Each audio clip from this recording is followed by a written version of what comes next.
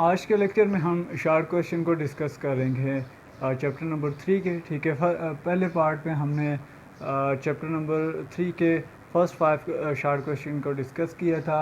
आज के लेक्चर में हम क्वेश्चन नंबर 7 से क्वेश्चन नंबर 10 तक डिस्कस करेंगे। तो क्वेश्चन नंबर 7 जो है वो हमारे पास है differentiate between representative and transition elements.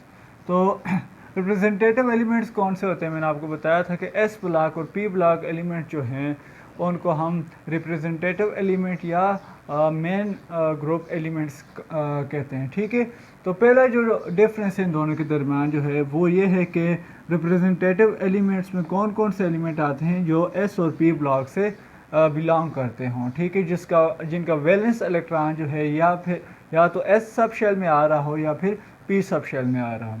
इस तरह से जो ट्रांजिशन एलिमेंट्स हैं इनका जो वैलेंस इलेक्ट्रॉन है वो डी या एफ जो है वो एलिमेंट्स में सब शेल में आ रहा होता है, तो इस वजह से इनको डी एंड एफ ब्लॉक आ जाते हैं। तो ट्रांजिशन एलिमेंट्स में डी और एफ ब्लॉक आते हैं। दूसरा जो पॉइंट है वो ये है कि ये फर्स्ट ए से एट ए तक होते हैं। ठीक है, रिप्रेजेंटेटिव एलिमेंट जो हैं वो फर्स्ट ए और एट ए तक जाते हैं और इनके जो ग्रुप्स हैं वो फर्स्ट बी से एट बी तक जाते हैं। फिर इसके बाद जो है जो तीसरा पॉइंट है वो हमारे पास ये है कि इनका जो वैलेंस इलेक्ट्रॉन है वो वैलेंस शेल में आता है। ठीक है, जो आखिरी इलेक्ट्रॉन होता है रिप्रेजेंटेटिव एलिमेंट का वो वैलेंस शेल में जाता है।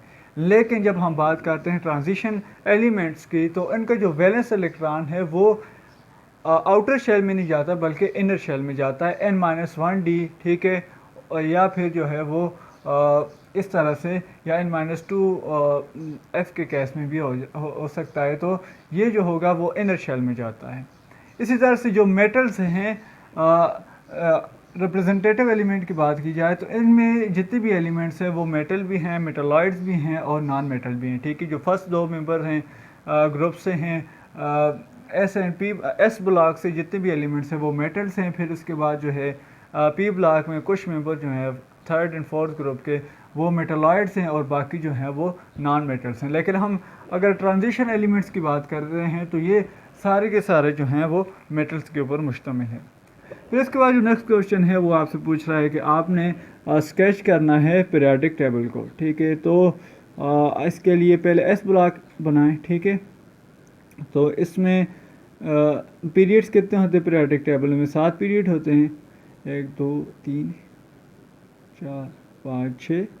ठीक है, और ये जो है ये हमारे पास इसमें 2 ग्रुप्स आ गए और इसके ऊपर जो है ये हाइड्रोजन आ गया। ठीक है, तो इस तरह से मैंने स्केच बनाया इसका।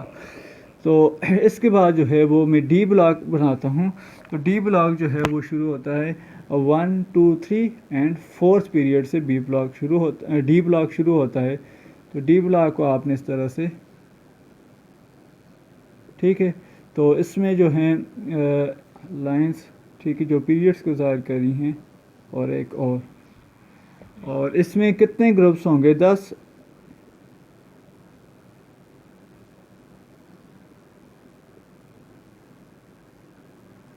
ठीक है, तो ये हमारे पास आ गया डी ब्लॉक और इसके बाद हम बनाते हैं पी ब्लॉक।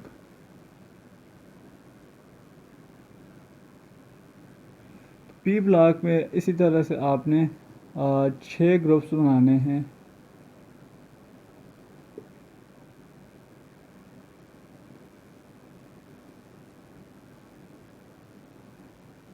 ठीक है, और इसके सामने जो है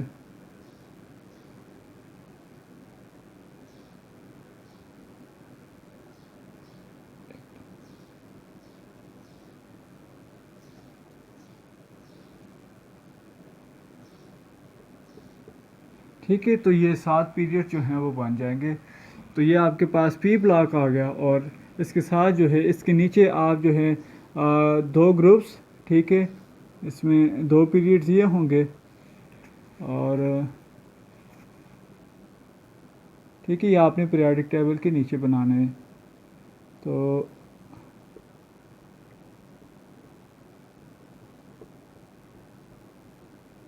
ठीक है, तो 14 ग्रुप्स इसमें होंगे और 2 पीरियड्स हैं, तो इसको आपने इस जगह एडजस्ट करना है, इसके नीचे। तो ये स्केच था पीरियोडिक टेबल का। इसके बाद जो है वो why S block has 2 groups only, ठीक है, कि एस ब्लॉक में 2 ग्रुप्स ही क्यों होते हैं। तो देखें किसी भी ब्लॉक में जो नंबर ऑफ़ ग्रुप्स होते हैं वो डिपेंड करते हैं कि उस सब शेल में कितने मैक्सिमम नंबर ऑफ़ इलेक्ट्रॉन आ सकते हैं, ठीक है। तो एस सब शेल की अगर बात की जाए तो इसमें मैक्सिमम 2 इलेक्ट्रॉन आ सकते हैं। तो इस वजह से एस ब्लॉक के अंदर जस्ट 2 ग्रुप्स हैं, ठीक है। ये जो है वो हमारे पास एस ब्लॉक है, तो इसके अंदर मैक्सिमम 2 इलेक्ट्रॉन आ सकते हैं चूँकि, तो इसी वजह से एस ब्लॉक के अंदर 2 ग्रुप मौजूद है। इसी तरह से पी सब शेल में मैक्सिमम 6 इलेक्ट्रॉन आ सकते हैं, तो इसमें आप देखेंगे कि मैक्सिमम जो है वो इसके पी ब्लॉक के अंदर 6 ग्रुप्स हैं, ठीक है। इसी तरह से डी के अंदर 10 इलेक्ट्रॉन आ सकते हैं, तो 10 डी ब्लॉक में 10 ग्रुप हैं, और इसी तरह से इसके अंदर 14 आ सकते हैं, तो उसमें हमने 14 जो है वो एडजस्ट किए हुए। तो इस तरह से एस ब्लॉक में मैक्सिमम 2 इलेक्ट्रॉन आ सकते हैं, तो इसी वजह से 2 ग्रुप्स जो हैं वो एस ब्लॉक में मौजूद होते हैं। फिर इसके बाद क्वेश्चन है कि what type of element sulphur is, के सल्फर कौन सा एलिमेंट है, रिप्रेजेंटेटिव एलिमेंट से बिलोंग करता है या फिर ट्रांजिशन एलिमेंट से।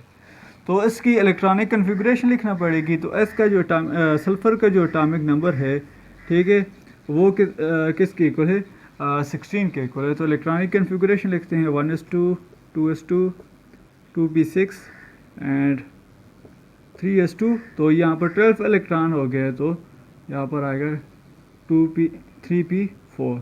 तो मतलब ये हो गया कि ये थर्ड पीरियड से है, पी ब्लॉक से है और पी ब्लॉक के 4th ग्रुप से है, ठीक है। तो यहाँ पर जो है 1 2 3, ठीक है, ये थर्ड पीरियड आ गया। पी ब्लॉक यहाँ पर है, तो इसके कौन से ग्रुप में है, ये थर्ड में हम यहाँ से मूव करेंगे 1 2 3, और पी के 1 2 3 4 यहाँ पर जो है वो ये ऑक्सीजन के नीचे जो है वो सल्फ़र है। तो चूँकि ये एस पी ब्लॉक में आ रहा है, तो पी ब्लॉक से हमें पता है कि जो ऐसे एलिमेंट जो एस या पी ब्लॉक में आ रहे हों तो उनको हम क्या कौन सा कहेंगे, रिप्रेजेंटेटिव एलिमेंट कहेंगे। तो हमने ये देखा है कि सल्फ़र जो है वो रिप्रेजेंटेटिव एलिमेंट। आगे हम डिस्कस करते हैं लॉन्ग क्वेश्चन को, ठीक है। तो फर्स्ट 2 लॉन्ग क्वेश्चन जो हैं वो हम डिस्कस करेंगे। तो पहला जो क्वेश्चन है, differentiate between modern periodic table and Mendeleev's periodic table, ठीक है। तो मॉडर्न पीरियोडिक टेबल जो है वो बेस करता है ऑन मॉडर्न पीरियोडिक लॉ के ऊपर, ठीक है। और जो ये कहता था कि जो इसका पीरियोडिक फंक्शन है वो इसका एटॉमिक नंबर है, ठीक है। और मेंडलीव जो है, मेंडलीव पीरियोडिक टेबल जो है वो मेंडलीव्स लॉ के ऊपर बेस करता है। वो कहता था कि जो पीरियोडिक प्रॉपर्टीज़ हैं एलिमेंट्स की वो डिपेंड करती हैं एटॉमिक मास के ऊपर। तो दूसरा जो है जो मॉडर्न पीरियोडिक टेबल है इसको अरेंज किया गया है on the basis of their increase in atomic number, ठीक है। एटॉमिक नंबर इंक्रीज़ होने की बुनियाद पर इनको डिफरेंट अरेंज किया गया है। और इस केस में मेंडलीव के केस में इनको एटॉमिक मास की बुनियाद पर अरेंज किया गया है, ठीक है। फिर इसमें एटॉमिक नंबर है और इसमें एटॉमिक मास है। तो तीसरा जो डिफरेंस है वो ये है कि इसमें मॉडर्न पीरियोडिक टेबल में अगर हम मेन ग्रुप्स की बात करें, मेन पीरियोडिक टेबल की बात करें तो 7 पीरियड्स हैं और 8 ग्रुप्स हैं, और उसके अंदर 2 सब ग्रुप्स हैं। तो 2 सब ग्रुप्स में एस एंड पी जो हैं, जिनको दोनों को मिलाकर हम रिप्रेजेंटेटिव और या मेन ग्रुप एलिमेंट्स कहते हैं। और इसी तरह से जो मेंडलीव का पीरियोडिक टेबल था उसमें 12 पीरियड से 8 ग्रुप्स थे और उसके अंदर कोई सब शेल मौजूद नहीं था। और मॉडर्न पीरियोडिक टेबल जो है वो उसके अंदर इसको लॉन्ग फॉर्म कहते हैं, long form of periodic table, और इसके अंदर 118 एलिमेंट्स मौजूद होते हैं। और दूसरे जो है मेंडलीव, इसको short form of periodic table कहते हैं। उसके अंदर जो हैं वो 65 एलिमेंट्स जो थे उस वक्त मौजूद थे। तो ये था हमारे पास डिफरेंस पीरियोडिक टेबल का, मॉडर्न पीरियोडिक टेबल और मेंडलीव्स का। दूसरा क्वेश्चन है वो ये कहता है कि एटॉमिक रेडियस और कोवेलेंट रेडियस के दरमियान डिफरेंस बताएं। तो एटॉमिक रेडियस क्या होता है, simply the distance between a nucleus of an atom to its valence electron, ठीक है। अगर कोई भी एटम है तो उसका ये न्यूक्लियस है, ठीक है, तो इस न्यूक्लियस से लेकर इसके लेट्स सपोज ये वैलेंस इलेक्ट्रॉन है, तो इस न्यूक्लियस से लेकर इस वैलेंस इलेक्ट्रॉन तक जितना भी डिस्टेंस होगा इसको हम इसका एटॉमिक रेडियस कहेंगे। ठीक हो गया। और ये जो होता है ये जस्ट जो है वो आइसोलेटेड एटम के लिए यूज़ किया जाता है। ठीक है, ऐसा एटम जो है वो जो फ्रीली एग्जिस्ट कर रहा हो, तो आइसोलेटेड एटम के लिए एटॉमिक रेडियस की टर्म यूज़ की जाती है। इसी तरह जो कोवलेंट रेडियस है ये जो है half the distance between the nucleus of two similar atoms. ठीक है, ऐसे दो एटम जो हैं जो कोवलेंटली एक दूसरे के साथ बॉन्डेड हों, तो उनके न्यूक्लियस के दरमियान जो हाफ डिस्टेंस होगा उसको हम कोवलेंट रेडियाई कहेंगे या कोवलेंट रेडियस कहेंगे। तो लेट्स सपोज ये एक एलिमेंट है और ये दूसरे एलिमेंट के साथ क्या हो रहा है, बॉन्डेड है, और ये इनका न्यूक्लियस है। ठीक है, तो इन दोनों के दरमियान न्यूक्लियस के दरमियान जो टोटल डिस्टेंस है, ठीक है, इसको अगर हम 2 में डिवाइड करें तो ये हमारे पास जो है यहाँ से ये क्या कहलाएगा। ठीक है, इसको थोड़ा सा साफ कर लेते हैं। तो ठीक है, तो ये जो डिस्टेंस होगा, ठीक है, इधर से लेकर इधर तक जो डिस्टेंस होगा ये क्या कहलाएगा, इसका कोवलेंट रेडियाई कहलाएगा। तो कोवलेंट रेडियस जो है वो बॉन्डेड एटम्स के साथ होता है। ठीक है, ये ऐसे दो एटम जो एक दूसरे के साथ बॉन्डेड हों तो उनको उसको हम कोवलेंट रेडिया में देखेंगे। उनके दरमियान जो हाफ डिस्टेंस होगा न्यूक्लियस के दरमियान, तो वो कोवलेंट रेडियाई कहलाएगा।